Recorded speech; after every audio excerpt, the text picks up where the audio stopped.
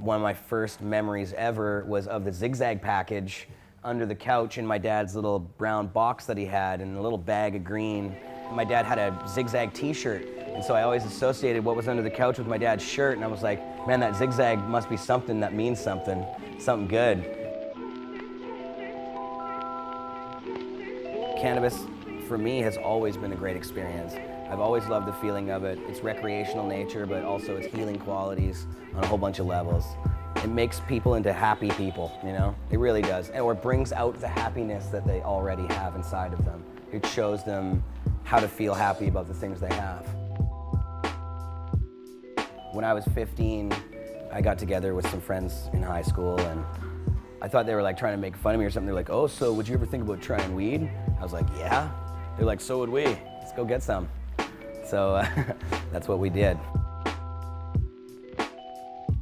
First time I ever came to cannabis culture, I came to buy a pipe, actually. I bought like a little green bubbler, and it was so cool. I was so like intimidated almost about how cool it was. You know, it was like all this crazy glass and stash cases, and when I walked into cannabis culture for the first time, everybody was lighting up joints all over the place. I had a degree in journalism, came out of university.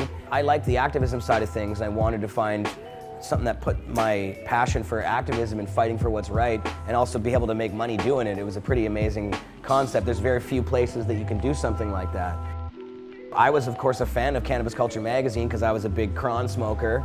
Dana Larson founded it with Mark Emery, Cannabis Culture magazine, and it became a pivotal force for marijuana activism in North America, and really became sort of a guide to activism.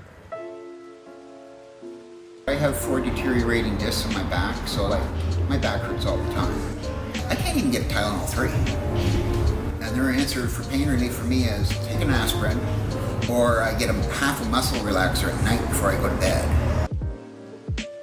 We're here in the Cannabis Culture Vapor Lounge, and we think this is a very important place because, unfortunately, with the new legalization rules, they haven't really accounted for any place to smoke.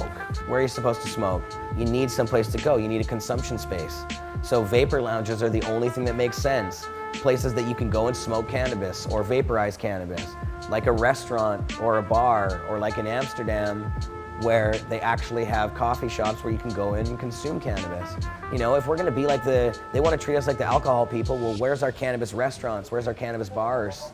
We need places to consume. If it wasn't for this, I'd be laying at home in my bed crying because there's been nights that I've woke up in so much pain that I can't even move.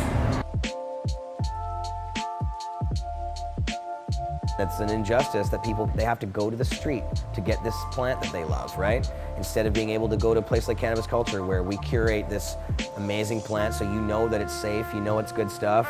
Our people grow some of the greatest cannabis you can get in the city of Vancouver, and that's why people come back to us.